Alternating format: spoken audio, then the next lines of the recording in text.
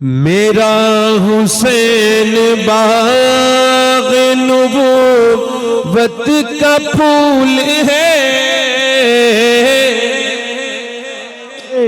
सुभान अल्लाह सुभान अल्लाह। मेरा हुसैन बाग़ नबूवत का फूल है। मौला अली की जान है, खूने बतूल है।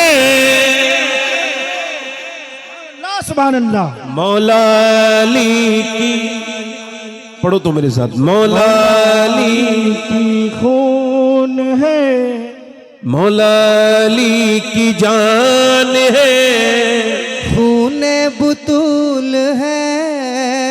और गुजरा जहां जहां से नवासा रसूल का।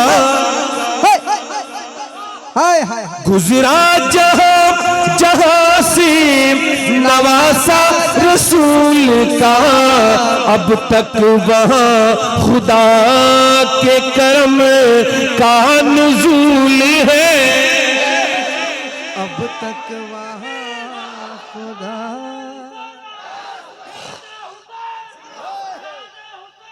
जिंदाबाद जिंदाबाद जिंदाबाद जिंदाबाद जिंदाबाद।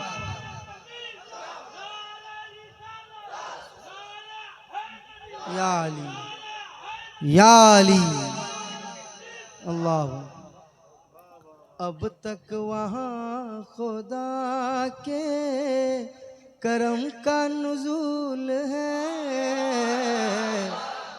हाय हाय हाय हाय। और कितनी अजीम जात है मौला हुसैन की, जिसके लिए हुजूर के सजदे को तूल है। हाय हाय हाय। नारे तकबीर, नारे रिसालत, मसलके आला हजरत, उलमाए अहले सुन्नत, शहीद आजम कॉन्फ्रेंस। आखिरी शेर पढ़ता हूँ नदीम भाई। हाय हाय। दुनिया में सवारियां बड़ी हैं, लोग बुलेट चलाते वक्त देखता नहीं, अच्छे खासे इंसानों की सवारी है बुलेट, मगर उसको तेज चलाते हैं। नौजवानों से गुजारिश करता हूँ, मोटरसाइकिल का कुछ नहीं बिगड़ेगा, आपका बहुत कुछ बिगड़ जाएगा। जी जी जी। ना बेटे, तेज गाड़ी ना चलाए।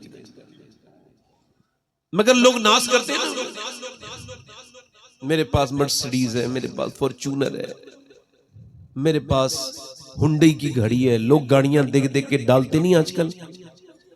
देखें आप, लोग अपने आप को खुद बर्बाद करते हैं तो उन्हें कौन बचाए। जी भाई देखें, इन सब चीजों की तशहीर नहीं करनी चाहिए कि मैंने ये गाड़ी ले ली, ये मोबाइल ले लिया। आप दूसरों को जला रहे हो ना, ये आपसे ये हजम नहीं हो रहा है। जी। ये हल्की बातें हैं। ये जो बच्चों को नजरें लग जाती हैं, बच्चे बीमार हो जाते हैं, ये स्टेटस पे उनकी जो फोटो लगाते हैं उस वजह से हो रहे हैं। मेरे हुजूर ने फरमाया, मेरी उम्मत में अक्सर मौतें नजर बस की वजह से होंगी। अल्लाह। आप अपने बच्चों को बेवजह में नजर लगा देते हैं, तो दुनिया में सवारी भी बड़े नाश करते हैं। कोई कहता है मेरे पास मर्सिडीज है, कोई कहता है मेरे पास फॉर्च्यूनर है, कोई कहता है BMW है, कोई कहता है मेरे पास जो है वो ऑडी है, कोई किसी गाड़ी पे नाश करता है। दुनिया में सवार बड़े आए और सवारियां भी बड़ी आई, मगर ये शेर पढ़ के फिर अपनी तकरीर को शुरू करता हूं। दुनिया में और कौन है शब्बीर के सिवा, ऐसा सवार जिसकी सवारी रसूल है। हाय हाय हाय हाय हाय हाय। ऐसा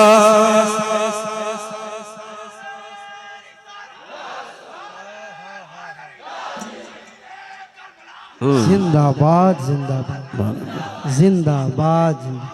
आला हजरत जिंदाबाद।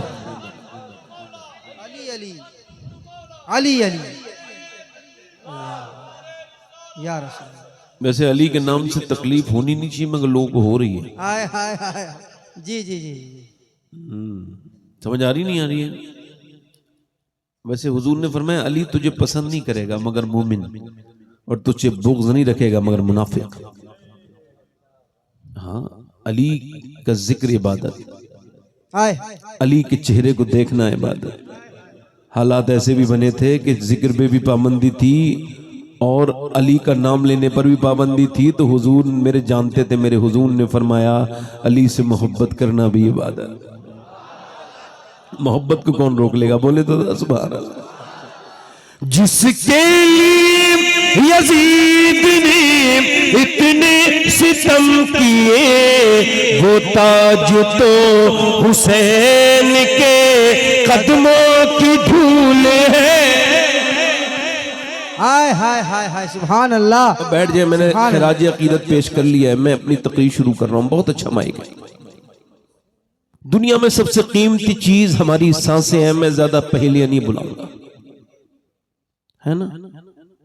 हजरत सैयदना इमाम शाफई, कौन? इमाम शाफई, वो फरमाते हैं कि वक्त एक तलवार है, या तो तुम इसको हाथ में लेके काटना शुरू कर दो या फिर ये तुमको काट देगा। यानी अगर वक्त का सही इस्तेमाल आपने कर लिया तो ये आपको बना जाएगा। समझो है नहीं? और अगर आपने इसका सही इस्तेमाल नहीं किया तो ये आपको बर्बाद कर देगा। वासिफ अली वासिफ फरमाते हैं जो वक्त को बर्बाद कर रहा है, एक दिन उसे वक्त बर्बाद करके छोड़ेगा।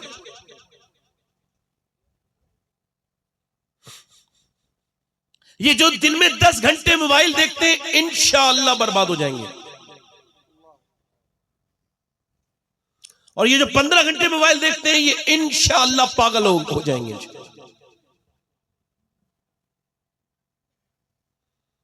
अगर डेटा फ्री था तो क्या मेरी जिंदगी और मेरी सांसें भी फ्री थी? आपका दिल अगर दुनिया में बहुत लगता है मेरे दोस्तों, मेरे अजीजों, मेरे आका फरमाते हैं अगर तुम ये चाहते हो कि अल्लाह तुमसे राजी हो और तुम फला पा जाओ तो अपने आप को मुर्दों में शुमार करो। सहाबा इकराम जब 30 साल के हो जाते थे तो फिर वो सजदों में रोते थे और कहते थे मालिक आधी उम्र गुजर गई मगर अभी तक तुझे राजी नहीं कर पाए। जब हजरत उमर फारूक आजम की दाढ़ी का बाल सफेद हुआ तो कौन उमर, खुदा की कसम जिसकी शहादत का दिन कल गुजरा है, आधी दुनिया का बादशाह उमर, दाढ़ी का बाल सफेद हो गया। अरे कौन उमर? किसी की शहादत की गवाही बद्र का मैदान देगा, किसी की शहादत की गवाही उहद का मैदान देगा, किसी की शहादत की गवाही हुनैन का मैदान देगा, किसी की शहादत की गवाही खैबर का मैदान देगा, किसी की शहादत की गवाही करबला का मैदान देगा। मगर उमर वो है जिसकी शहादत की गवाही की बात आएगी तो मेरे नबी का मिंबर गवाही देगा, मेरे नबी का मुसल्ला गवाही। नारे तकबीर, इस शेर के खड़े होकर इस नारे तकबीर, नारे रिसालत, नारे रिसालत, अज़मत मुस्तफा। सुभान अल्लाह, सुभान अल्लाह। मैं किसी आम इंसान की बात नहीं कर रहा हूं, बैठ के आराम से सुनिएगा। अब आप उठिएगा मत बीच में, मतलब मेरी तकरीर का मकसद खत्म हो जाए। बैठ जाए आप आराम से। बैठते हैं तो एक दो लोग जरा आराम से बैठे, मेरी तकरीर सुने। मैं उसी उमर की बात कर रहा हूं। मेरे नबी ने फरमाया मेरे बाद अगर कोई नबी होता तो उमर होता। फरमाया मेरा अल्लाह आज अरफात के मैदान में मेरे सहाबा पे फख्र कर रहा है, बिलखुसूस मेरे उमर पे फख्र कर रहा है। उमर फारूक आजम बात कर रहे हैं, एक आदमी आता है, आकर के कहता है उमर मरना भी है, उमर मरना भी है। अभी मैं एक जगह गाड़ी चला रहा था, अचानक मेरी गाड़ी किसी गाड़ी के करीब से गुजरी तो बराबर में कोई बदतमीज आदमी था, उसके तिलक लगा हुआ था, तो उसने अपनी बदतमीजी की और मुझसे कहा कि मर जाएगा। तो मैंने उससे कहा आपका बहुत शुक्रिया भाईजान। बोला क्यों? ने कहा आपने मुझे मेरी मौत याद दिला दी। खुदा की कसम मैं अभी 1-1.5 घंटे से भूला हुआ था मुझे मरना है, मगर आप हो तो गैर मुस्लिम, मगर आपने मुझे मेरी मौत याद दिला दी। हम किस ख्याल के लोग थे और किस ख्याल में गुजर गए। उमर फारूक आजम दाढ़ी का बाल सफेद हो गया तो रोने लगे। किसी ने पूछा क्या हुआ? कहने लगे दाढ़ी के बाल सफेद होना ये मौत की अलामत। लोग कहते हैं मैं मरते मरते बचा, मगर मरते मरते तो आज तक कोई नहीं बचा, मगर बचते बचते सब मर जाएंगे। न अस्पताल बचा पाए, ये अस्पताल ड्रामा, ये धोखा, ये इतनी बड़ी बड़ी मशीनें, ये सब धोखा। चूंकि मारना जिलाना अल्लाह का काम है, शिफा देना अल्लाह का काम है।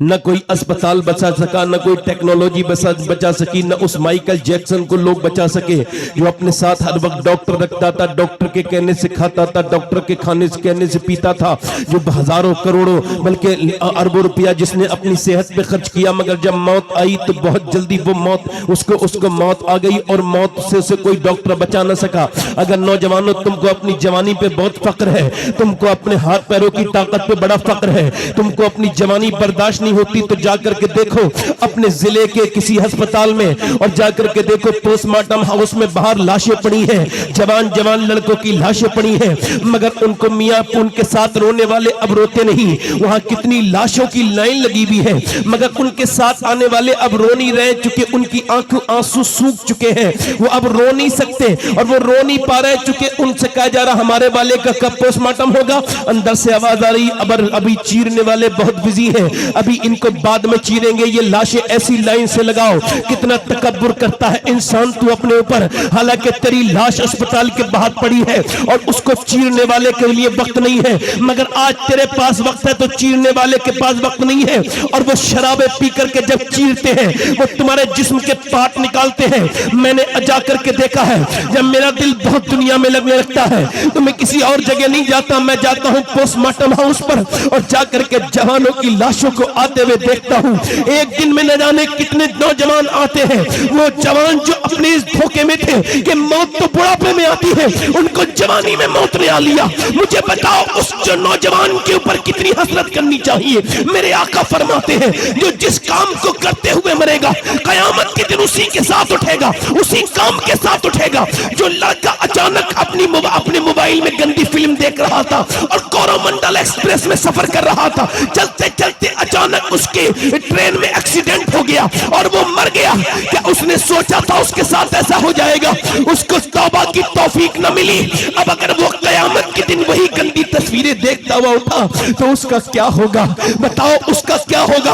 अगर वही गंदा नंगा नाच देखता हुआ उठा तो क्या होगा? इंस्टाग्राम फ्री था, क्या तेरी जिंदगी भी फ्री थी? फेसबुक फ्री हो गया था, क्या तेरी जिंदगी भी फ्री थी? ए नौजवान, तूने अपनी जिंदगी बर्बाद कर ली। तुझको इंस्टाग्राम ले गया, तुझको फेसबुक ले गया, तेरी जवानी ने तुझे बर्बाद कर दिया। न जाने कौन कौन से दर पर के लेके गई तेरी जवानी।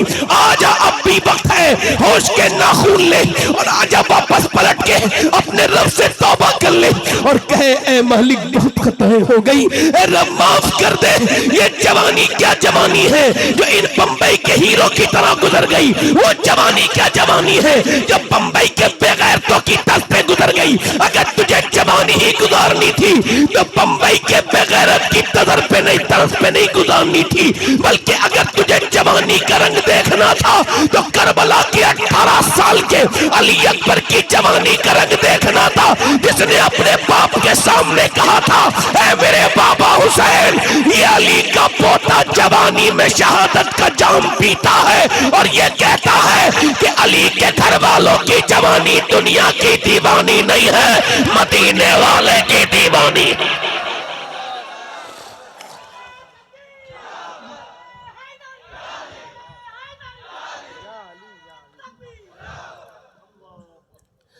मगर गंदी तस्वीरों ने तेरी तन्हाई बर्बाद कर दी। जरा गौर तो कर यजीद के अंदर कौन सी कमियां थी। यजीद जो है वो औरतों के नाच देखता था, यजीद बेनमाजी था, यजीद शराब पीता था। आज अगर वो ऐब भी तेरे अंदर हैं तो जरा सोच तो क्या मुंह दिखाएगा मौला हुसैन को? क़यामत का दिन होगा। मेरी बहनों से मैं गुजारिश करता हूं, अगर आज के जमाने की औरतों ने अपने आप को न बदला तो यह कौम बर्बाद हो जाएगी। आपके नारे मेरी सेहत पे कोई असर नहीं डाल सकते।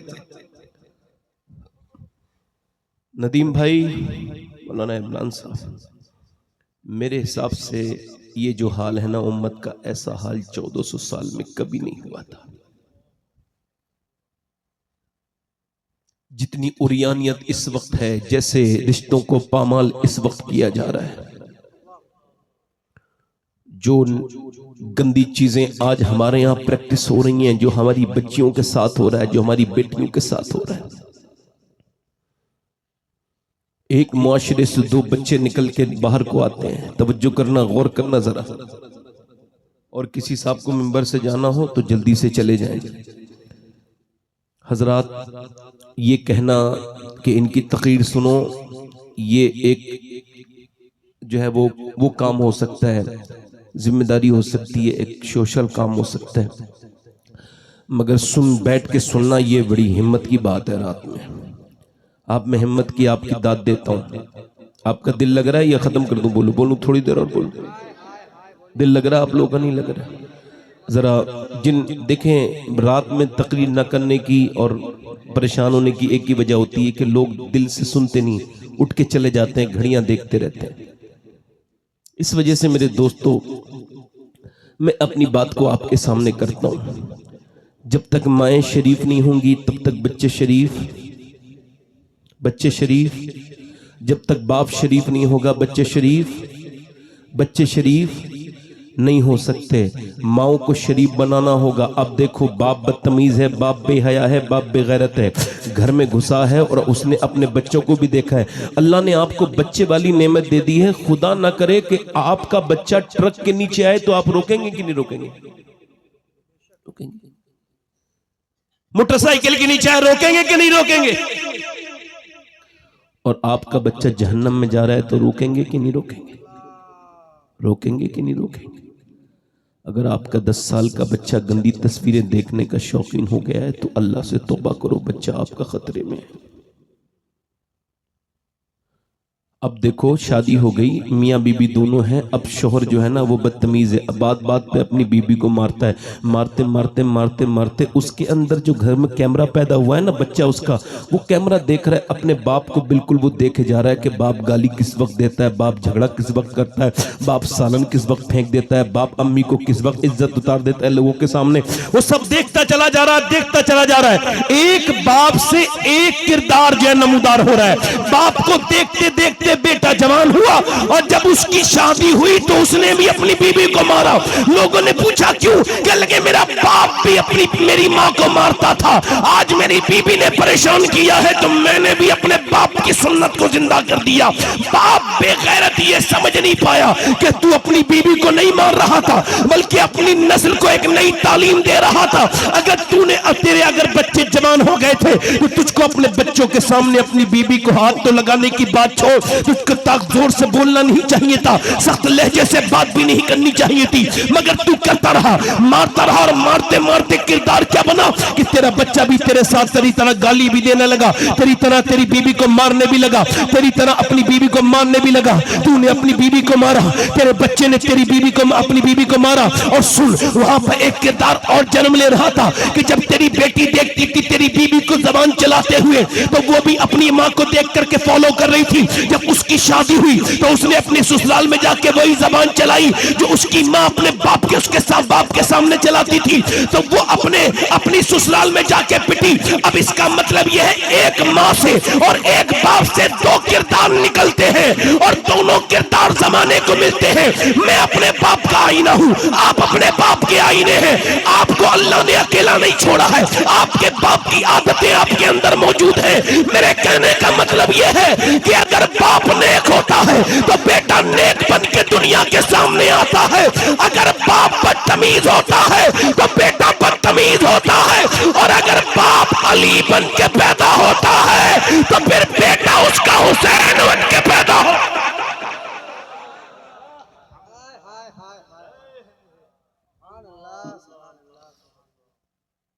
बाप अगर अली होता है और अगर माँ फातिमा तो ज़हरा होती है तो बेटी ज़ैनब कुबरा होती है। आज लोग कहते हैं, तवज्जो करना मेरी बात पर, आज लोग कहते हैं कि फलां की लड़की ने नाक कटा दी, फलां की लड़की ने नाक कटा दी, इसकी लड़की ने नाक कटा दी, उसकी लड़की भाग गई, उसकी लड़की ने ये कर दिया। मैं कहता हूं लड़कियां तो कभी भी नाक नहीं कटा सकती। आपने उनको इज्जत नहीं दी, मेरे नबी की सुन्नत पर अमल नहीं किया। जब पूरी दुनिया बच्चियों को जलील समझती थी तो अल्लाह के रसूल अलैहिस्सलाम की हदीस शरीफ है, अम्मी आयशा फरमाती हैं कि जब लोग अपनी बेटियों पर जुल्म करते थे, उसी दौर में जब सैयदा फातिमा आती थी तो नबी उनको देख करके खड़े हो जाते थे। ना सिर्फ खड़े होते थे बल्कि हाथ को चूमते थे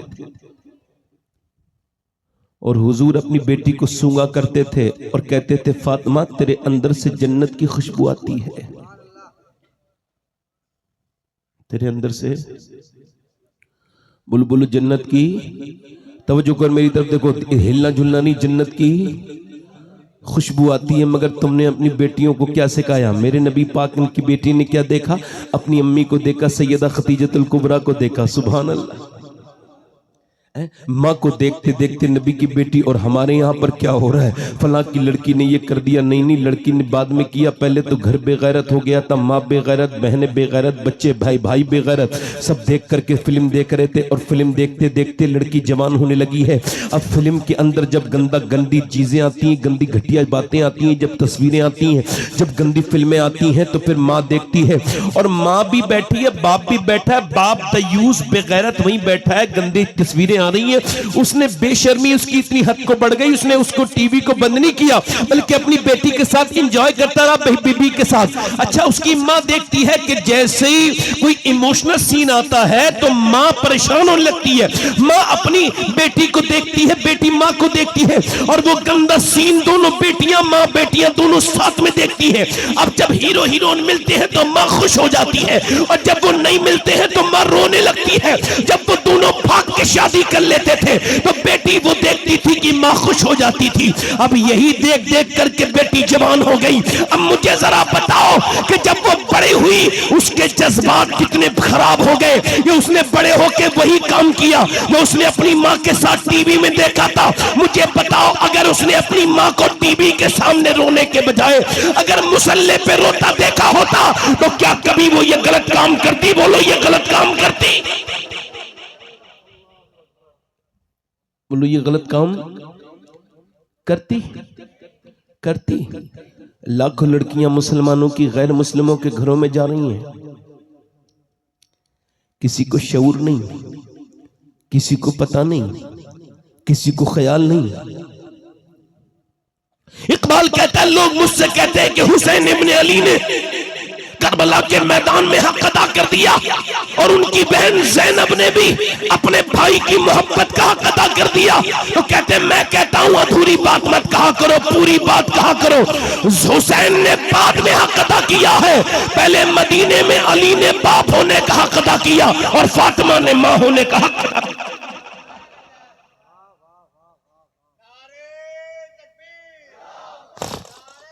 बैठे आराम से, नारा न लगाएं, बैठे, बस मेरी तकरीर पे ध्यान दें।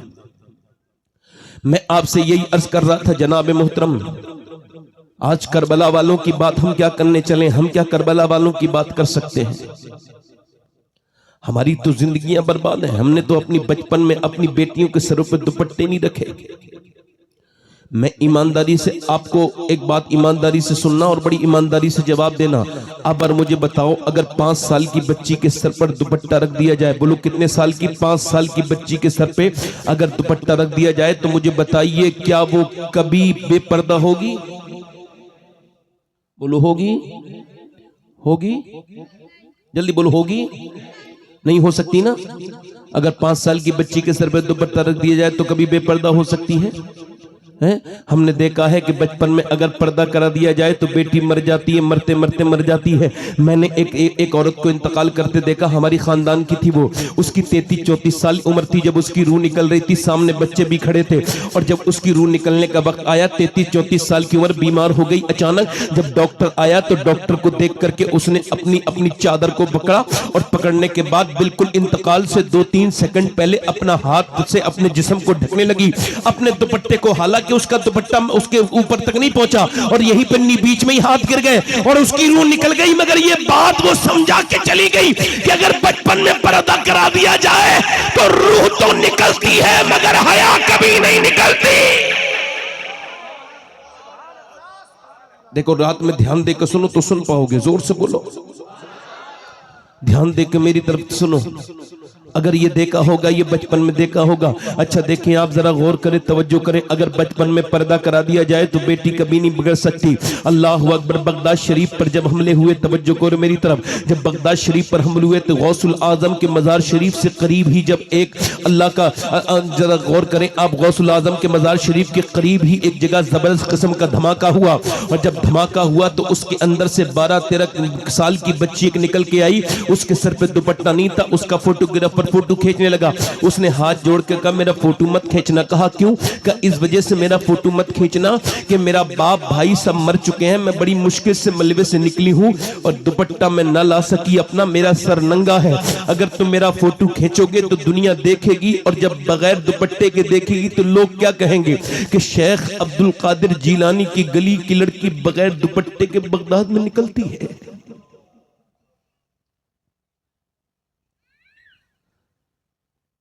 काफिरों की साजिशें अगर अपने बामे उरूज पर हैं तो हमारी नींद भी अपने बामे उरूज पर है। जब 70 लाशें दरिया दजला के सतह पर तैर रही थी, जवान लड़कियों की लाशें, तो जब वहां फोटोग्राफर आए फोटो खींचना चाहे तो उन्होंने कहा फोटो न खींचो। कहा ये कौन लड़कियां हैं? लगा एक साथ 70 मरी नहीं, कैसे मर गई? कहा ये मरी नहीं है बल्कि इन्होंने खुदकुशी की है। कहा कौन है ये? कहा ये मुसलमान औरतें हैं। जब इनके घरों में अमरीकी की आने की खबरें पहुंची तो इन्होंने दीवारों पे लिखा कोई सलाहुद्दीन अय्यूबी आ जाए, कोई मूसा बिन नसीर आ जाए, कोई तारिक बिन जियाद आ जाए। इन्होंने लिखा कि कोई उमर फारूक आ जाए। मगर जब इनके घरों में अमरीकी घुसने लगे तो ये पीछे के रास्ते से रात के वक्त में निकल के आई और सबने दरिया दजला में ये कह के अपनी जान दे दी कि हम अपनी जान दे सकते हैं मगर अपनी इज्जत को कभी लुटना गवारा नहीं कर सकते। अगर यही हालात रहे जो चल रहे हैं तो बर्बादी अल्लाह ना करे मेरे और आपके घर में ना आ पहुंचे। तुम्हारी अंग्रेजी पढ़ाने की आदतों ने तुम्हारी बेटियों को बेशर्म बेहया बना दिया। लोगों, अगर बाहया औरत है तो अपने शौहर के बिस्तर पर भी बाहया होती है, और बेहया अगर गैर मर्द के साथ भी हो तब भी बेहया होती है। औरत के अंदर दो बहुत खुसूसियत हैं, दो खुसूसियत ऐसी हैं, इन दोनों को निकाल दिया जाए तो औरत के अंदर कुछ नहीं बचता। एक हया, दूसरी उसकी वफा।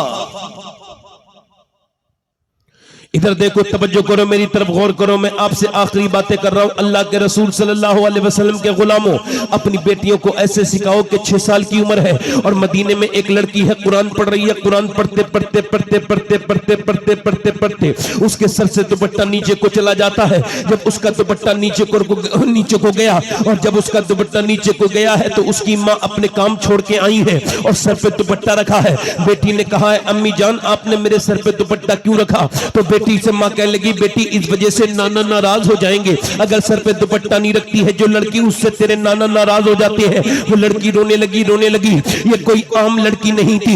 एक बात याद रखो, तकदीर को माना करो। तकदीर इतनी बड़ी चीज है कि इसको मानना ही पड़ेगा, क्योंकि तकदीर इसको कहते हैं कि ना तुम अपनी मर्जी से अपने बाप का इंतखाब कर सकते थे, ना अपने मर्जी से तुमने अपने बाप का इंतखाब किया। तो अगर कोई ये अपनी मर्जी से होता तो कोई गरीब आदमी के घर पैदा नहीं होता। मियां अल्लाह पैदा करता है। जरा गौर करो, ना मैंने अपना बाप खुद चुना है, ना तुमने अपना बाप खुद चुना है, ना तुमने अपनी बहनें खुद चुनी है, ना तुमने अपनी बीबियां खुद चुनी है, ना तुमने अपने बेटे खुद चुने हैं, ना तुम्हारी औलाद है, तुम्हारा इंतखाब है। मगर जिसे अल्लाह नवाजता है तभी तो मैं कहता हूं कि कोई कैसे बराबरी कर सकता है। मदीने के सुल्तान के घराने की ये जो लड़की कुरान पढ़ रही है, इसके कौन है? ये वो लड़की है जिसके सर पे दुपट्टा रखा गया है कि मियां जिसे अल्लाह ने इतना नवाजा कि अल्लाह ने इसे भाई दिए, तो एक भाई का नाम हसन है, एक का नाम हुसैन है, इसके बाबा का नाम अलीउल मुर्तजा है, इसके नाना का नाम मोहम्मद मुस्तफा है। ये ज़ैनब कुबरा है, ये ज़ैनब है जो कुरान पढ़ रही है। कुरान पढ़ते पढ़ते सर पे से दुपट्टा जब नीचे गया, सैयदा ज़ैनब फातिमा ने कहा सर पे दुपट्टा रखना नाराज हो जाते हैं। सर पे दुपट्टा तो रख लिया मगर रोने लगी और रोई और ज्यादा रोई। सैयदा फातिमा ने कहा अली क्यों रोती है ज़ैनब, क्यों रोती है मेरी बेटी?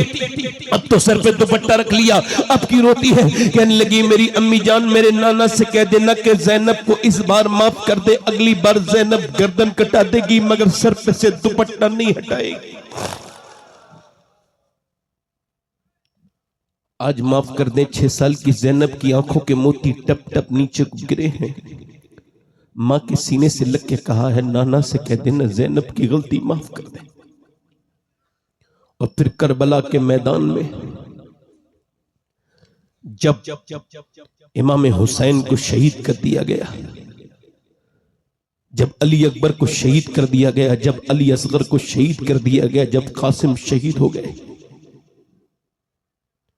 जब अली के पोते, अली के बेटे, अली के नवासे सबकी लाशों पर जब घोड़े दौड़ रहे थे,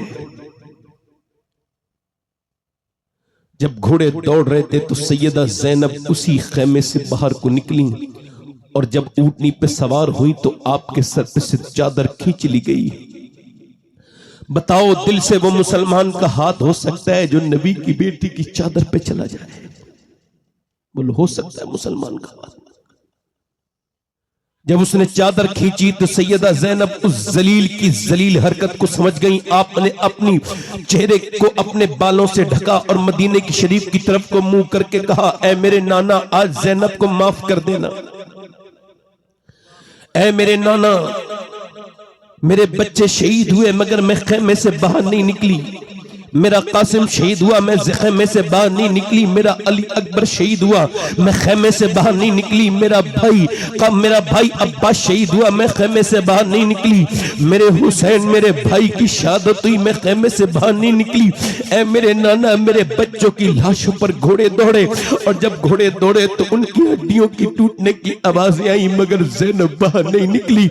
मगर आज जब मैं निकली हूँ चादर से तो इसने मेरी चादर छीन ली है। मैंने बचपन में वादा किया था कि पर्दा करूंगी मगर आज मेरे नाना जरूर मुझे माफ कर देंगे चूंकि अब ज़ैनब का दुपट्टा छिन गया है।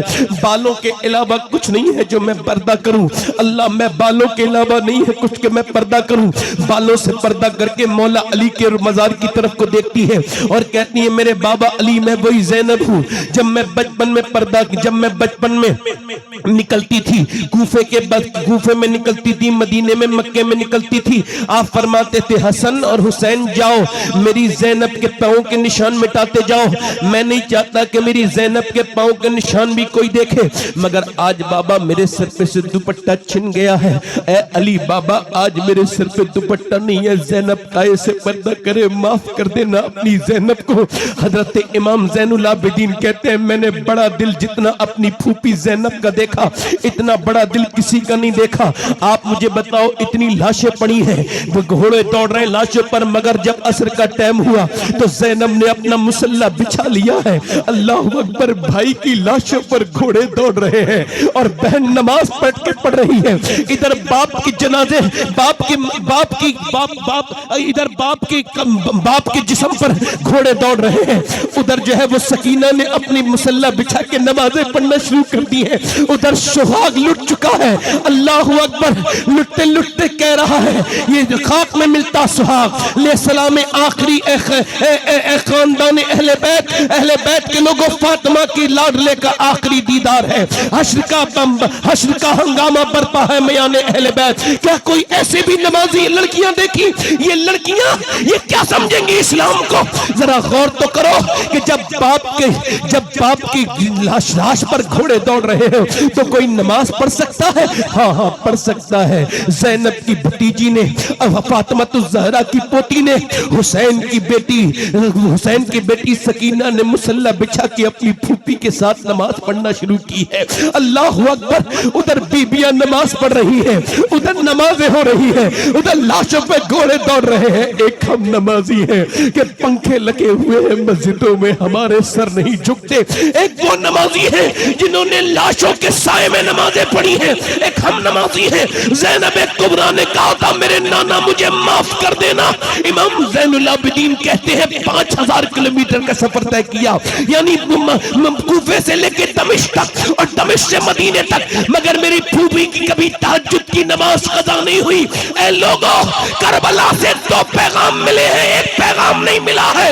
एक पैगाम तो ये है कि चाहे हालात कुछ भी हो सजदा न छोड़ना, ये हुजूर के नवासे का पैगाम है। और एक पैगाम ये है कि चाहे हालात कुछ भी हो पर्दा न छोड़ना, ये हुजूर की नवासी का पैगाम है। ना नवासे के पैगाम का जवाब है, न नवासी का। नारे तकबीर, नारे रिसालत, खानदाने अहले बैत। मगर आज करबला के नाम पर, हमको करबला के नाम पर जज्बात आते हैं, मगर आप देखो तो जरा अल्लाह के रसूल के गुलामों, इधर देखो। मैं अपनी बहनों की तरफ थोड़ी बात और करना चाहता हूं। ये जो तुम्हारे आज जलसों में भी आती हो तो मेकअप करके आती हो, तुम जलसों में भी आती हो तो अपने होठों पर लाली लगा के आती हो। माज़अल्लाह मेरी बेटी हो, आज तुम जलसों में बेहुदा फिरती हो, मेलों ठेलों की जीनत बनती हो तुम, तुम्हारे जिस्म पर कसे कसाए कपड़े हैं। बेगैरती का हाल यह है कि मुसलमान लड़के भी वहीं घूम रहे हैं, मुसलमान लड़कियां भी उसी बाजार में हैं, और मुसलमान लड़के मुसलमान लड़कियों पे बुरी नजर डाल रहे हैं। हम कौन सी तकरीर करें और कौन सी तकरीर न करें, बस यही सोचते सोचते दिल परेशान है। मैं अपनी बहनों से कहता हूं, ये जो अपने जिस्म की नुमाइश करती हैं, इनसे कहता हूं, हजरत सय्यदा फातिमा ज़हरा सलामुल्लाह तआला अलैहा अल्लाह के रसूल की बेटी है, इंतकाल होने वाला है। हुजूर की बेटी का इंतकाल किसी बीमारी से नहीं, किसी सदमे से नहीं, किसी बीमारी से नहीं, किसी हादसे से नहीं, बल्कि सदमे से हुआ। अपने अब्बा की विसाल को बर्दाश्त नहीं कर पाई सय्यदा फातिमा।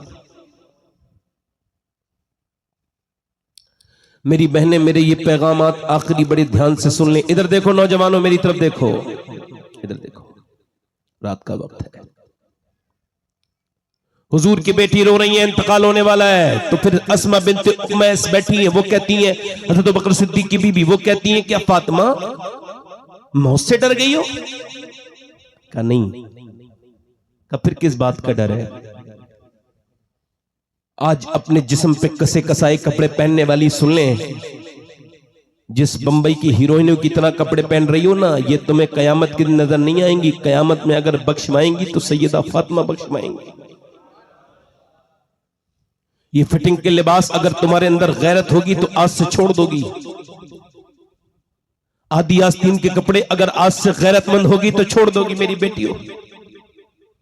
हुजूर की बेटी, अल्लाह के रसूल की बेटी, पैगंबर इस्लाम की बेटी रो रही है सैयदा फातिमा ज़हरा को देख करके। अस्मा कहती है कि नबी की बेटी मौत से डर रही है। नदीम भाई गौर करें और आप सब गौर करें, क्या हुजूर की बेटी मौत से डरी है? कहा नहीं नहीं। कहा फिर किस बात का डर है? कहा जीते जी तो पर्दा किया है। मैं सोच रही हूं कि जब इंतकाल के बाद जनाजा चलता है, लोग कांधा बदलते हैं तो मैयत हिलती है। सोच रही हूं मैंने जीते जी पर्दा किया है कि इंतकाल के बाद मेरा जनाजा निकले तो मेरी बेपर्दगी ना हो जाए, किसी को पता ना चल जाए कि फातिमा कितनी मोटी है, कितनी पतली है। ऐ सैयदा आप पर सलाम हो। कहती है तुमको पता है अस्मा मैंने कैसे पर्दा किया है? आपको बताऊं कैसे पर्दा किया है। एक दिन नबी पाक अपनी बेटी से मिलने के लिए गए, आवाज दी फातिमा के अंदर आ सकता हूं? अंदर से आवाज आई अब्बा आप अकेले हैं तो तशरीफ लाएं। कब मेरे साथ इमरान है, उनको न लाएं अब्बा। क्यों न लाऊं फातिमा? अब्बा उनको न लाएं। फातिमा क्यों न लाऊं? उनको न लाएं। और फातिमा क्यों न लाऊं? बस अब्बा उनको न लाएं।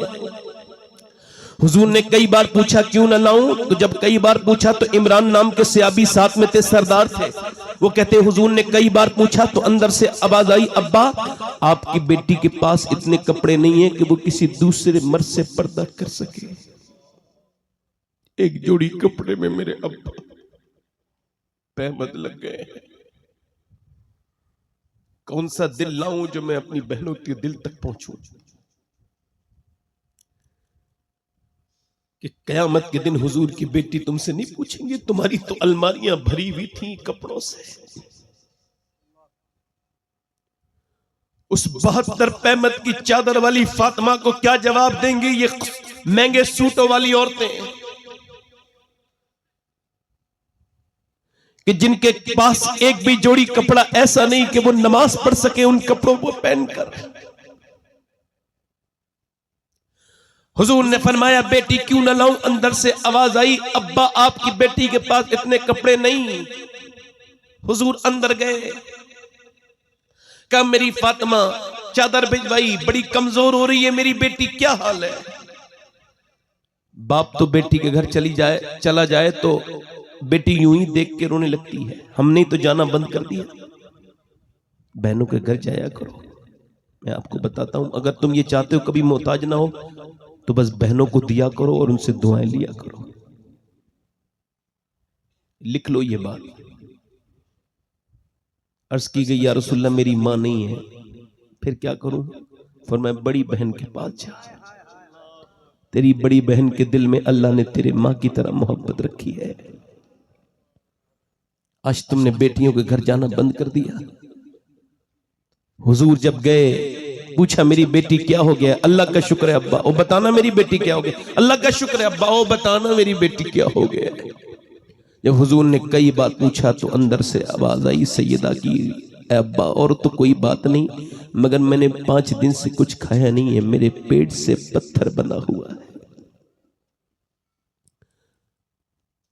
इरशाद फरमाते मेरे नबी मेरी बेटी फातिमा मताउन दुनिया कलील, दुनिया छोटी है, आखिरत बड़ी है। मेरी बेटी दुनिया मोमिनीन के लिए कैद खाना, काफिर के लिए जन्नत। अगर मेरी लाडली फातिमा ने 5 दिन से कुछ नहीं खाया है तो तेरे बाप को आज 9 दिन हो गए मेरे पेट से 2 पत्थर बने हुए हैं।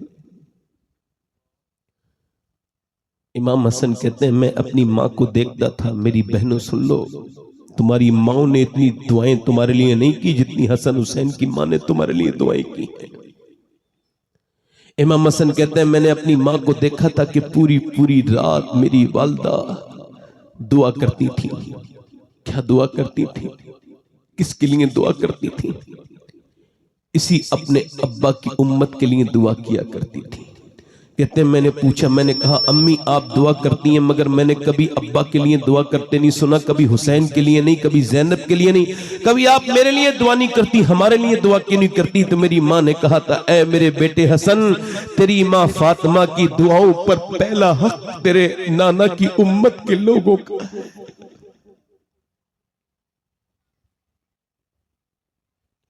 मैं अपने दोस्तों से और अपनी बहनों से यही गुजारिश कर रहा हूं, आओ मेरे दोस्तों आ जाओ वापस, आओ मैं आपको दावत देता हूं वापस आ जाओ। नौजवानों लड़कियों के पीछे घूमने के लिए अल्लाह ने तुमको पैदा नहीं किया, लड़कियों का पीछा करने के लिए पैदा नहीं किया, लड़कियों की आइडिया चेक करने के लिए पैदा नहीं किया, लड़कियों से टेलीफोन पे बात करने के लिए पैदा नहीं किया। अल्लाह ने तुम्हें ये बेहूदियां बातें करने के लिए पैदा नहीं किया। तुम्हारे दिल हर लड़की के लिए धड़कने लगते हैं, ये तेरे दिल का म्यार नहीं था कि तू जिसे देखे उसके लिए तेरा दिल धड़कने लगे। अरे तेरा दिल धड़का था जब भी तो मदीने वाले के लिए धड़कता था, रसूल आजम के लिए धड़कता था। अल्लाह ने तुझे लड़कियों के पीछे घूमने के लिए पैदा नहीं किया, औरतों से इश्क लड़ाने के लिए पैदा नहीं किया। आजा मेरे दोस्त वापस आ जा, आजा उस रसूल से मोहब्बत कर, आजा उस नबी से मोहब्बत कर कि जब सब तुझे छोड़ करके कब्रिस्तान में चले जाएंगे तो फिर वही नबी तेरी कब्र में आएंगे। मेरा इमाम कहता है कब्र में लहराएंगे ताहशर चश्मे नूर के जलवा फरमा होगी जब तलत रसूलुल्लाह की। ऐ मेरे दोस्त अपनी जवानी को लड़कियों को को दिल दे के बर्बाद न कर। ये लड़कियां तेरे दिल लेने के लायक नहीं, ये तो अपने दुपट्टे का बदलू नहीं संभाल सकी है, तो तेरे दिल की अहमियत को क्या समझेंगी? तुझे अगर दिल देना है तो गालिब के तरीके पे मत चल। गालिब ने कहा था कि इश्क ने गालिब निकम्मा कर दिया, वरना हम भी आदमी थे काम के। बरेली से आवाज आई, हो गालिब तू शायर बड़ा हो सकता है मगर तेरा ख्याल बड़ा नहीं है, चूंकि सुन इश्क निकम्मा नहीं करता है बल्कि निकम्मे को काम वाला बना देता है। गालिब ने कहा था इश्क ने गालिब निकम्मा कर दिया, वरना हम भी काम आदमी थे काम के। हिंदुस्तान की राजधानी दिल्ली से गालिब ने कहा इश्क ने गालिब निकम्मा कर दिया, वरना हम भी आदमी थे काम के। तो फिर मोहब्बत की राजधानी, सुन्नियत की राजधानी बरेली से आवाज आई, ए इश्क तेरे सदके जलने से छुटे सस्ते, जो आग बुझा देगी वो आग लगाई है। नारे तकबीर, दोनों हाथ में नारे तकबीर, नारे रिसालत, नारे रिसालत। इश्क मोहब्बत, इश्क मोहब्बत, और भी बुलंद इश्क मोहब्बत, इश्क मोहब्बत। अल्लाह ने तुझको लड़कियों के पीछे भागने के लिए पैदा नहीं किया, लड़कियों के स्कूलों के टाइम पर जाकर के उस टाइम पर उनका इंतजार करने के लिए पैदा नहीं किया। अल्लाह ने तुझे अपने हबीब से इश्क के लिए पैदा किया। हाँ मेरे दोस्त वापस आ जा, मैं तुझे ही बुला रहा हूं, किसी और को नहीं बुला रहा हूं मेरे दोस्त। अनस इब्ने मालिक हुजूर के सहाबी हैं, जरा जोर से बोलो अनस इब्ने मालिक रदी अल्लाह तआला अन्हु, जोर से बोलो रदी अल्लाह। हुजूर के 10 साल नौकर रहे। अच्छा, जो 10 साल हुजूर के साथ रहे और कोई उसके साथ रह ले तो तवज्जो तो करें। अरे जिसने सुभान अल्लाह आला हजरत को देखा वो हुज्जतुल इस्लाम बना, जिसने आला हजरत को देखा और जिसने हुज्जतुल इस्लाम को देखा वो मुजाहिद मिल्लत बन गया। आओ मेरे दोस्तों, मैं आपसे ही कह रहा हूं, गुजारिश कर रहा हूं, आओ वापस पलटो, आ जाओ। हजरत अनस इब्ने मालिक का एक नौकर है, उसका नाम है तलहा बिन उस्मान, ताबई है, और वो पल्ले बेचते हैं, पल्ले। नौजवान है, निहायत ही खूबसूरत, स्मार्ट। एक गली से गुजरते हैं रोज, उसी गली में फौजियों ने पकड़ के कहा तुझे चल बादशाह के घर चलना है। मैंने क्या किया? कहा किया कुछ नहीं, तुझे बादशाह की बीबी ने बुलाया। उसने कहा क्या बात है? कहा हमको नहीं पता, हम नौकर है, हमसे इतना ना पूछ, हम तो तुझे पकड़ने आए, चल तेरा पल्ले वल्ले लेंगे और क्या होगा। जब लेके गए, बड़ा सा महल आया, अंदर गया, बेहतरीन कमरा, अंदर कमरे में दाखिल हुआ तो बड़ी खूबसूरत लड़की शहजादी बैठी है, हुस्न का जवाब कोई नहीं। उसने कहा दरवाजा बंद करो और तुम बाहर चले जाओ।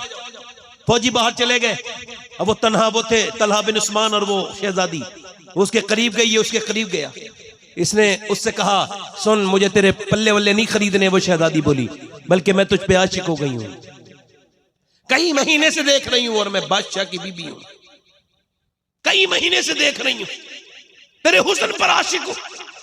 ऐसा कर मेरा दिल तू खुश कर दे, मेरे साथ जिना कर ले, तू जो चाहेगा फिर मैं तुझे दूंगी। उसने कहा मैं जिना नहीं कर सकता, ये बेहयाई है। और कब कैसी बात करता है, बेहयाई बेहयाई की, आजा मेरा हुस्न देख। उसने कहा इतना दौलत दूंगी कभी तुझे फेरी करने की जरूरत नहीं। उसने कहा दौलत पसंद है ना खजीना पसंद है, मुझको तो मुस्तफा का मदीना पसंद है। उसने कहा मेरे हुस्न में तुझे कमी क्या लगती है? मैं बादशाह की बीबी हूँ, जिधर देखूं मुझे मेरी जिधर देखूं भीड़ लग जाती है, जिधर से गुजर जाऊं मुझे नजारे करते हैं लोग। मैं बादशाह की बीबी हूँ, मैं शहजादी हूँ। मेरे हुस्न की एक झलक पाने के लिए नौजवान बेताबू बेकरार हैं, और मैं तुझे अकेले कमरे में दावत दे रही हूँ। तू भी जवान, मैं भी जवान, आप मेरे हुस्न में तुझे क्या कमी लगती है? तो वो ताबई बोला अब मेरी निगाहों में जचता नहीं कोई, जैसे मेरे सरकार है वैसा नहीं।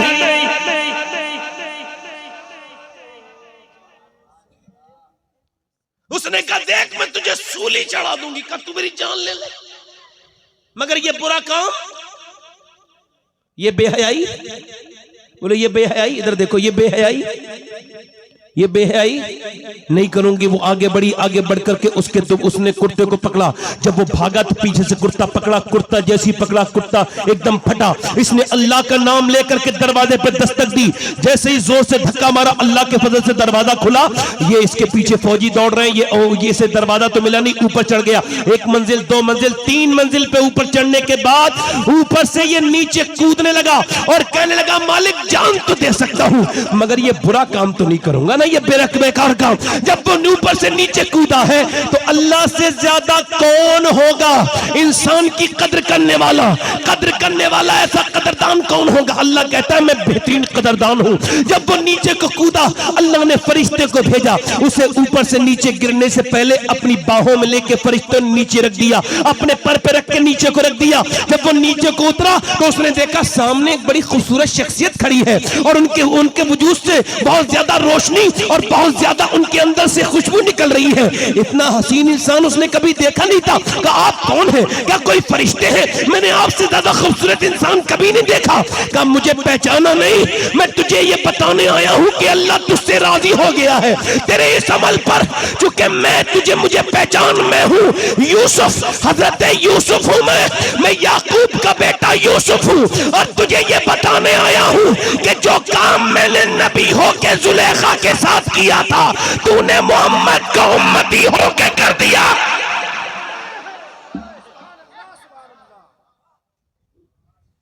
तूने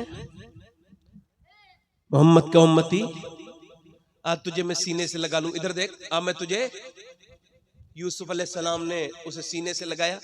उसके जिस्म से खुशबू कभी खत्म नहीं हुई। जिंदा रहा तो खुशबू, मर गया तो कब्र की मिट्टी से खुशबू। एक आखिरी बात करके अपनी बात को खत्म कर रहा हूं। मैं आपसे यही गुजारिश करता हूं मेरे दोस्तों, तौबा कर लो। अल्लाह से कहो मालिक तू बड़ा करीम है, माफ करने वाला है, माफ कर दे।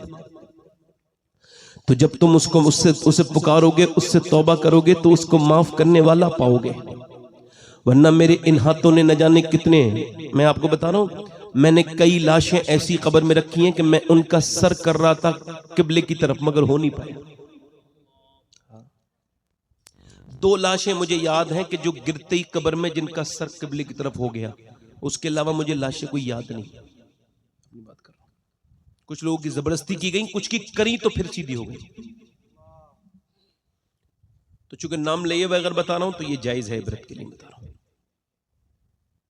भाई यजीद बस्तामी के पास एक आदमी आया, कहने लगा मैंने बहुत गुनाह किए। कहा कितने? बहुत गुनाह किए। कहा मेरे गुनाहों की कोई हद नहीं, शुमार नहीं। कहा अगर सुन, तेरे गुनाहों की कोई हद नहीं है तो फिर अल्लाह के फजल की भी कोई हद नहीं है।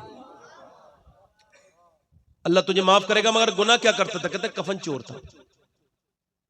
कहा एक ही सवाल करूंगा, बाद में तौबा कराऊंगा। पहले ये बता तूने कब्र में मुर्दे कितने रखे, कितने कफन चुराए होंगे? कहा हुजूर 1000 से ज्यादा।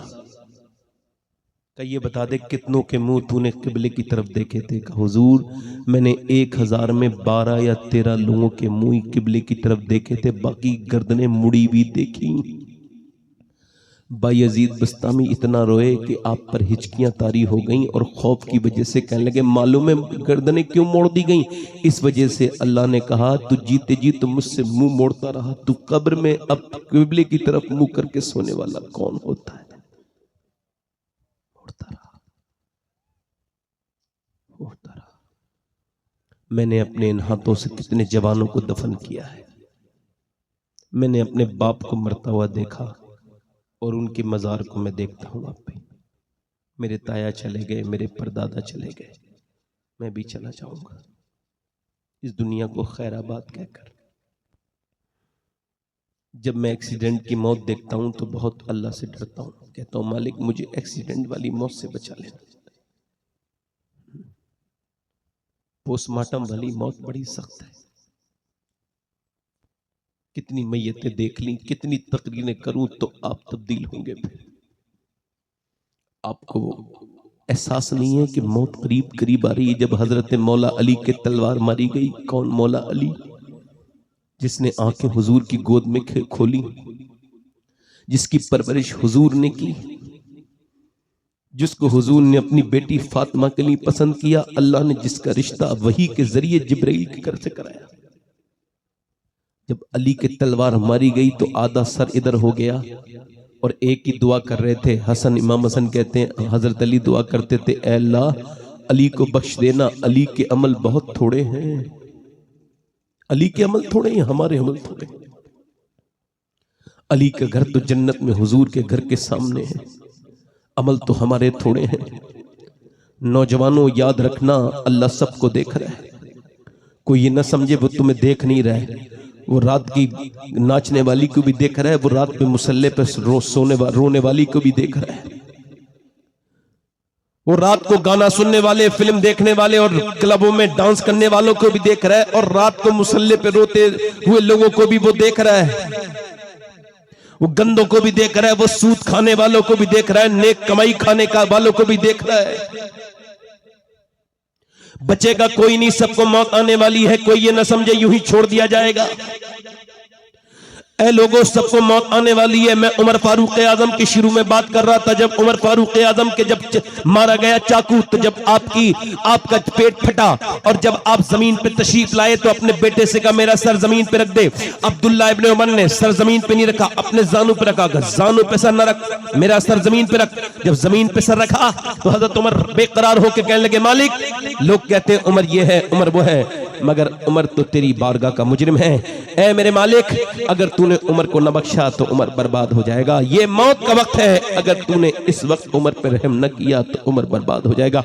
अबू हुरैरा सहाबी रसूल जब मौत का वक्त करीब आया तो बच्चों की तरह रोते थे। किसी ने पूछा क्यों रोते हैं, इतने बड़े सहाबी हैं? कहने लगे इस वजह से हुजूर फरमाते हैं कोई तब तक नहीं मरता जब तक उसे जहन्नम या जन्नत की बात न बता दी जाए। तो मैं ये कह रहा हूं मेरे मालिक अबू हुरैरा को जहन्नम से बचा देना, जन्नत उसका घर बना देना, उसके गुनाहों को माफ कर देना। ये मौत के करीब करीब आ गया है। ऐ लोगों तौबा कर लो, अपने रब से कहो मालिक माफ कर दे, वो करा करम करने वाला मेहरबान है। मूसा की कौम पे बारिश नहीं हो रही थी, लोगों ने कहा मूसा बारिश के लिए दुआ करें। मूसा चले गए, उस पे पहाड़ पर हजारों लोग भूखे मर रहे हैं। मूसा दुआ कर रहे हैं, ऐ अल्लाह दुआ, ऐ अल्लाह बारिश कर दे। अल्लाह ने फरमाया दुआ नहीं कर, बारिश नहीं करूंगा। इस वजह से कि यहां पे 40 साल का गुनहगार बैठा है लगातार, जिसने गुनाह किए 40 साल। जिन लोगों की वीडियो वायरल होती है ना, उन लोगों को बड़ी तौबा करनी चाहिए। मेरी तरफ ध्यान दें। हाँ, अल्लाह ने फरमाया 40 साल का गुनहगार इस महफिल में, उसी की वजह से बारिश नहीं हो रही है। वो रोज गुनाह करता है, तौबा नहीं करता। मूसा ने कहा कौन है तेरी वजह से बारिश नहीं हो रही, निकल। नहीं निकला। मूसा ने कहा निकलता है क्या नहीं निकलता है? नहीं निकला। मूसा ने कहा निकलता है या फिर अल्लाह से पूछ के तेरा नाम ले दूं? तो वो रोने लगा। अकेला था ना, उसको पता था ना मैं ही हूं। चोर को पता होता है मैं ही चोर हूं। रो के बोला मालिक माफ कर दे, अगर मेरे जैसा गुनहगार नहीं तो तेरे जैसा करीम। मूसा ने फिर कहा मैं नाम बताने वाला हूं। वो मियां फिर जो है ना मचलने लगा। रोया तो मगर आवाज पैदा नहीं होने दी। हुजूम में गम में भी तौहीन ज़ब्त गम न हुई, हमें एहतियात से रोए कि आंख नम न हुई। रो के बोला मालिक माफ कर दे, माफ कर दे। मूसा ने कहा नाम लेने वाला हूं। फिर तो तड़प गया, मालिक अगर नीचे उतरा ना सब देख लेंगे मैं ही गुनहगार हूं, और अगर मैं नीचे उतर गया तो किस लायक रह जाऊंगा? किसी को जिंदगी में मुंह दिखाने के लायक नहीं रहूंगा। ऐ मेरे करीम, अगर मेरे गुनाहों की कोई हद नहीं है तो तेरे करम की भी कोई हद नहीं, मुझे माफ कर दे। उसके टप टप आंसू गिरे। उधर से बारिश भी शुरू हो गई।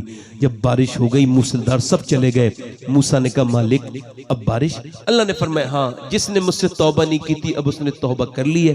पहले उसी की वजह से बारिश नहीं हो रही थी, अब उसी की वजह से बारिश हो गई है। मूसा ने कहा मालिक तो उसका नाम तो बता दे। अल्लाह ने फरमाया जब वो गुनहगार था तब नाम नहीं बताया, अब तो उसने तौबा कर ली है, अब क्या नाम बताऊंगा?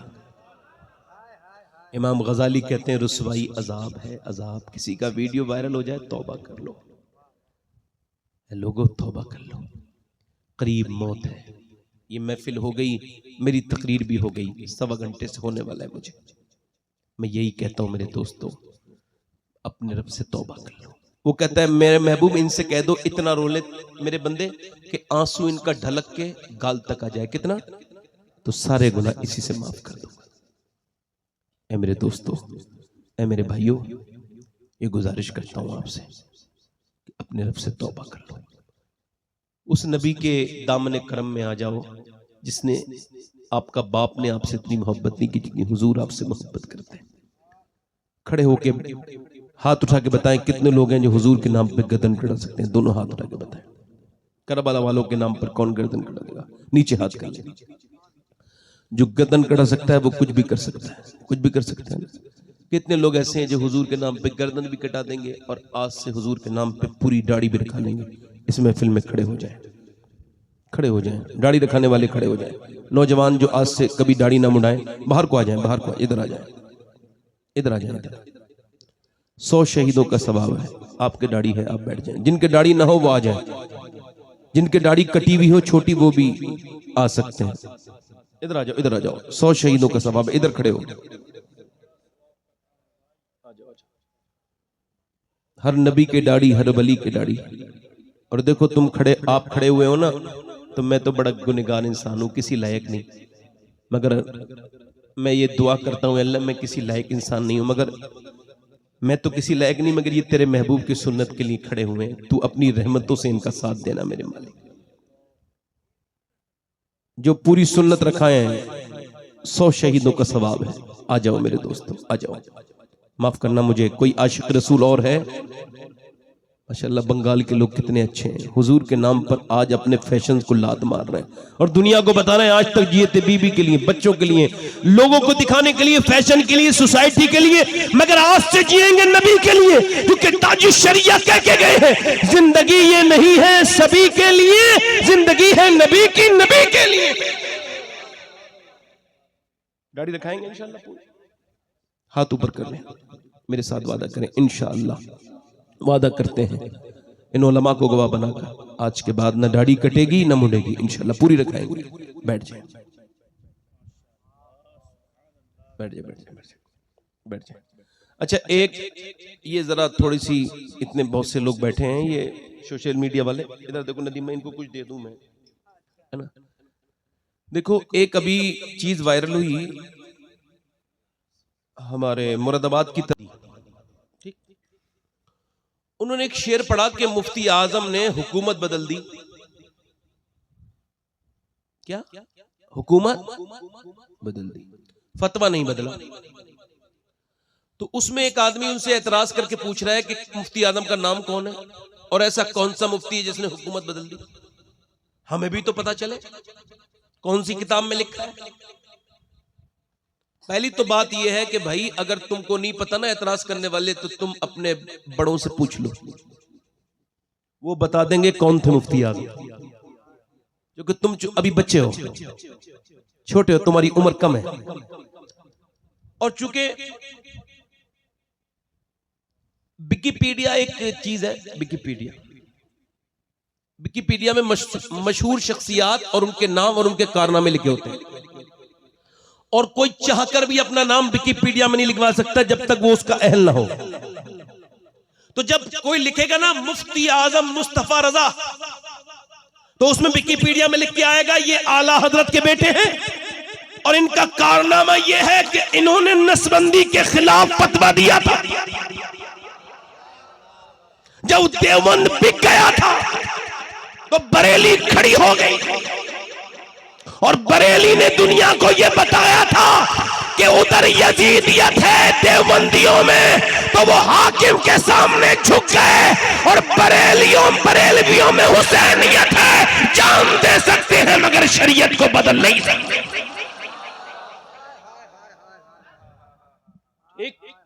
अल्हम्दुलिल्लाह हुजूर मुफ्ती आजम, तकबीर। ठीक है, अब आखिरी वक्त हाथ उठा के नारा लगाए, नारे तकबीर, नारे रिसालत, आले रसूल, बागे तैयबा के फूल। ये मेरा वक्त है आखिरी, आपका। अल्लाह ताला सलामत रखे, आपको खुशियां दे।